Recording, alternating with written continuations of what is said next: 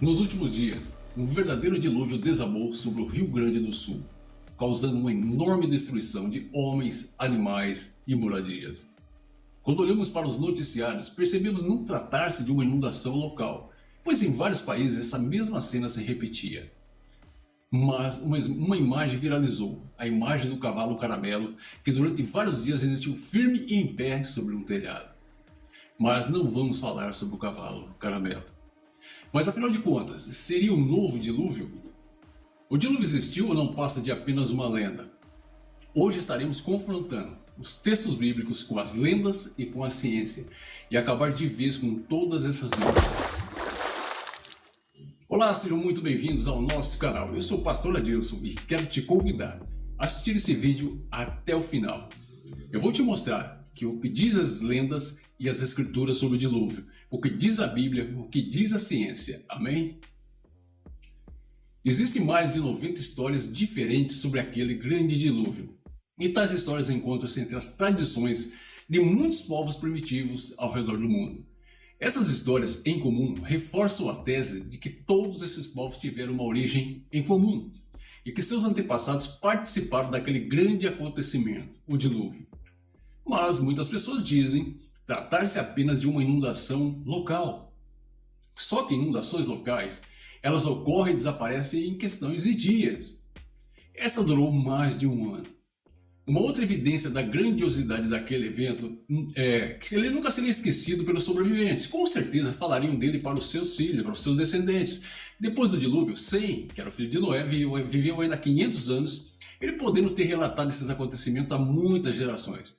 A Bíblia diz que durante a construção da Torre de Babel, Deus confundiu a língua do povo e os espalhou por toda a terra. Por isso era natural que as pessoas levassem consigo histórias sobre o dilúvio e a transmitissem de pai para filho. Esses relatos folclóricos do dilúvio se harmonizam com alguns aspectos principais do relato bíblico. Tanto os egípcios, gregos, chineses, polinésios, africanos, etc., eles têm histórias do dilúvio.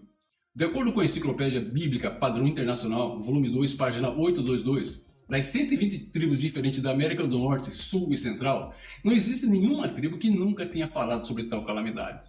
Eles possuem pequenas divergências sobre a quantidade de pessoas salvas. Uns dizem que uma pessoa foi salva, outros dizem que foram duas e outras dizem que foram 8 almas que se salvaram. Provavelmente quem diz que foi uma alma se refere a Noé. Quem diz que foram 2 almas se refere a Noé e a sua esposa. E quem diz que foram 8 almas se refere a Noé, sua esposa, seus filhos e suas noras, se harmonizando com o texto bíblico. Muito bem, chegou a hora de confrontar os relatos bíblicos com a ciência. De acordo com a Bíblia, esse grande cataclisma foi causado por Deus porque os homens haviam enchido a terra de violência. Com exceção de Noé e sua família, um total de 8 almas se salvaram, juntamente com os animais. Gênesis 6, 9 e 1 Pedro 3, 20. Seria um absurdo crer que Noé levou cerca de 60 anos construindo uma enorme arca se tratasse apenas de uma inundação local. Não haveria necessidade de recolher espécies de animais a fim de preservar as espécies. A Bíblia diz que as águas predominaram sobre a terra e ficaram cobertos todos os altos montes. Agora eu quero que você preste bastante atenção no que eu vou te relatar. O relato da criação nos mostra que Deus fez uma expansão da atmosfera em volta da Terra. Hoje sabemos que a nossa atmosfera possui várias camadas, entre elas a troposfera, estratosfera, mesosfera, termosfera e a exosfera.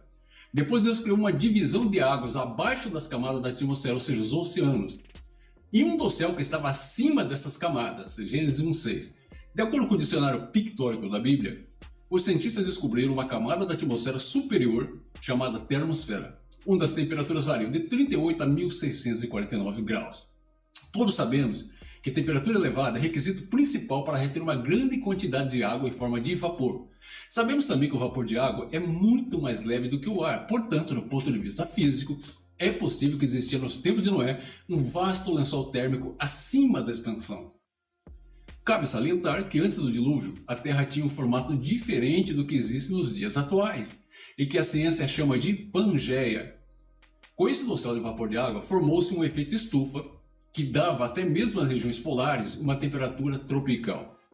Portanto, não havia necessidade de chuva, pois uma neblina subia da terra e regava toda a superfície do solo. Somente após o dilúvio, a Bíblia menciona pela primeira vez relâmpagos, trovões, frio e calor, verão e inverno. Para finalizar, se estudarmos a genealogia de Adão até Noé, saberemos que passaram 8.625 anos sem chover na face da terra. Agora raciocine comigo.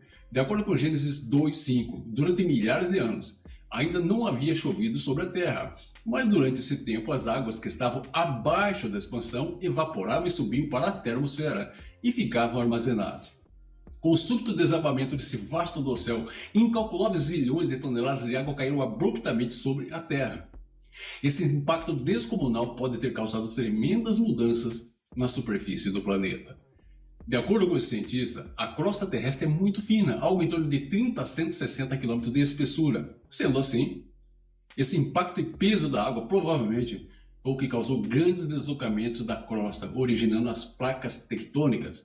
Com isso surgiram os cânions, as montanhas, as bacias marítimas que foram aprofundadas e novos contornos litorâneos foram estabelecidos.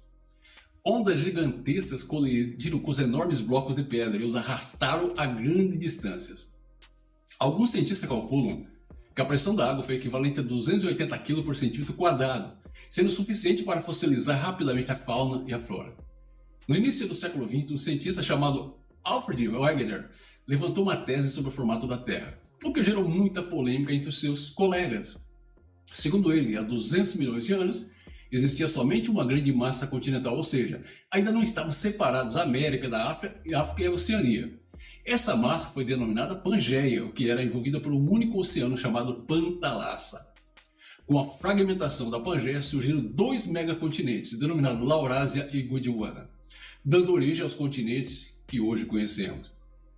Outra descoberta que fundamentava sua tese científica foi comparar fósseis encontrados na América do Sul e na África. Ele constatou que tais animais seriam incapazes de atravessar o Oceano Atlântico, concluindo que viveram nos mesmos ambientes em tempos remotos. Mas, pastor, é possível que haja outro dilúvio a nível global? A resposta é não. Após o dilúvio nos tempos de Noé, Deus fez uma aliança com o homem e prometeu que jamais destruiria novamente a terra e seus moradores com um dilúvio. Está lá em Gênesis capítulo 9. Como símbolo dessa aliança, Deus colocou um sinal no céu, o arco-íris.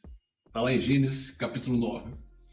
Então, respondendo à pergunta, não seria possível um outro dilúvio a nível global igual nos tempos bíblicos, porque Deus prometeu que jamais destruiria a terra com um dilúvio novamente. Amém? Que Deus abençoe sua vida, abençoe sua família e até a próxima, se Deus quiser. Tchau, tchau.